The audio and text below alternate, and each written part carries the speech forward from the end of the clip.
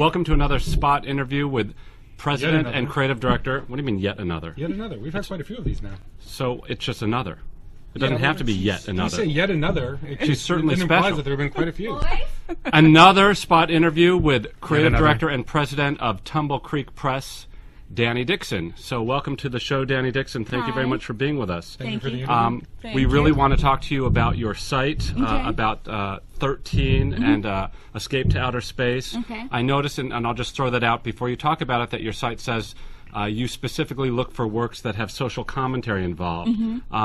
Is that to say that most manga or graphic novels aren't social commentary, or it's an interesting thing that that's kind of what you plugged on your site, so I want to know where you're coming from. In other words, it was so important that you had to throw it on there. It's part of our mission statement or whatever. I think it's just because of the science fiction that affected me growing up and that made me want to write science fiction more than drama, more than comedy. Was using science fiction to tell a bigger story or a smaller story, as the case might be. We know nothing about that. And so, so those are the kind of stories that I'm sort of interested in telling. And then, there's a lot of other stuff out there, and other people are doing it. So let them do that, and I'll do my thing. So. Got it. So why don't you talk about your thing? So tell us about 13. Well, 13's a traditional American comic style, full-color comic book series about a world where every kid gets a superpower for 1 year at the age of 13. And there are no rules for that 1 year. You can do whatever you want. You get pulled out of school. Your parents take care of you.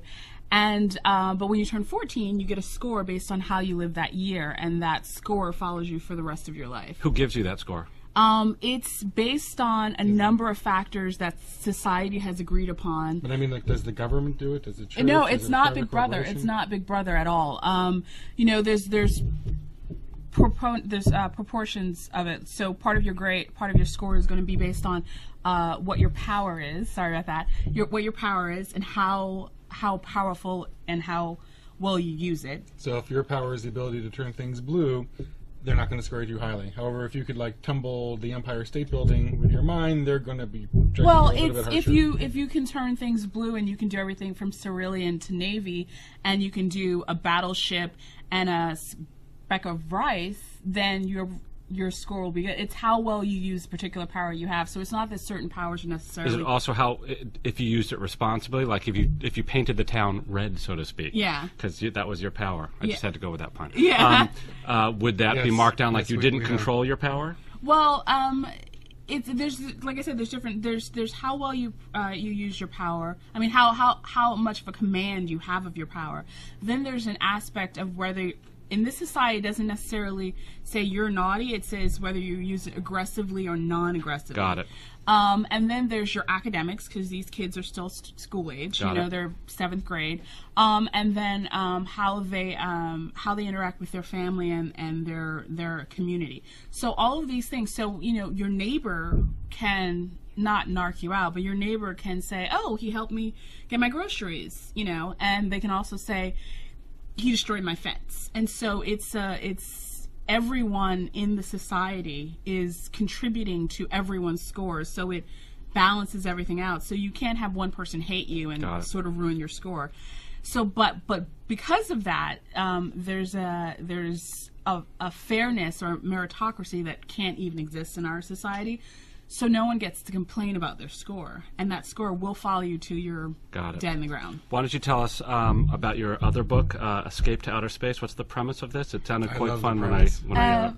Well, Escape to Outer Space is about, it takes place in the future, and it's about a world, it's our world basically, and we have solved all of our problems. I mean, there's no more sickness, there's no more disease, there's no racism, there's no racial strife. Imagine all the people exactly living. Okay, go ahead. Yeah. So all of that has been, all of that's been eradicated, and we don't quite know how society got there, but when the story starts, we're there.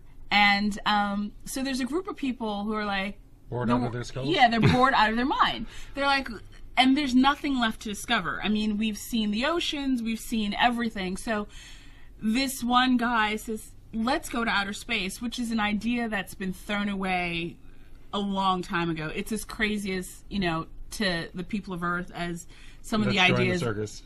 Yeah, it's beyond that. It seems like something like, of like the ancient Greeks would have thought was possible or something. And so this group of people decide that they're going to escape the boredom of Earth and go, they're going to leave paradise basically. Got it. And go find out what's out there. Got it. And what are you working on now? And then I'm working on another series which is called MISing. M is it as in acronym? Yeah, it's an acronym for your IT people, your MIS people that every company has. What is an acronym for? It's for Management of Information Services. It depends. IT is information technology. You have different companies have different ways of categorizing those people. But basically the premise of that is the reason why you can never find your IT guy is because he's busy saving the world. So every time they have to go down to the server room, right? Or server, because no one has ever been in the server room. If you're not part of the IT department, you've never gone there, right? So wait, how is this different from real life? Very good, Soundman Tim. Yeah, so this is a more of a straight up manga series in terms of the style of drawing and everything like that. Whereas Escape is more of a hybrid. It's somewhere between manga and American style, and then 13 is straight up American comics. Dani Dixon, thank you so much for being a spot interview. Thank you. I have one question. Except that our executive producer said we're out of time. Well, actually, I'm giving her a little more time because didn't you win an award? The executive producer's giving her some love. And I still have a question. I don't listen to you. I listen to her. I was a finalist. I'm also a filmmaker, and I did the short. It was my first short, and I submitted it to the Lens on Talent filmmaker contest, and there's 1,000 submissions, and there were 6 finalists, and I was one of the 6 finalists. So. For what is the name of the film? It's called In Conflict with Kismet. Okay. In Conflict with... Can they get it online? Yeah, you could. If you go to bet.com. bet.com. Are you watching that, Jim? Where is he? Yeah, and you can click on... It was episode 7 of the series of last season, so you can still watch the film. So it did really well. I was really proud of it for my first film to make it on television and then get that far in a contest. So. Woohoo! Yeah. Yes. Now you can ask your question, Aiden. One question: why Tumble Creek Press? Is it just out of the blue? You like the way it sounded? Is it a poignant story from your past? Where did that name come from? Well, Tumble Creek Press is actually a fictional publisher in a horror story I wrote. So it's I don't know. Fictional made real. Yeah. So it's. Yeah, I don't know, chicken or egg there. So that's what I decided to name the company. Got it. Well, Thank you very much, Dani Dixon, for being with us. Thank you. Thank you. Thank you. Thank you. Nice meeting you.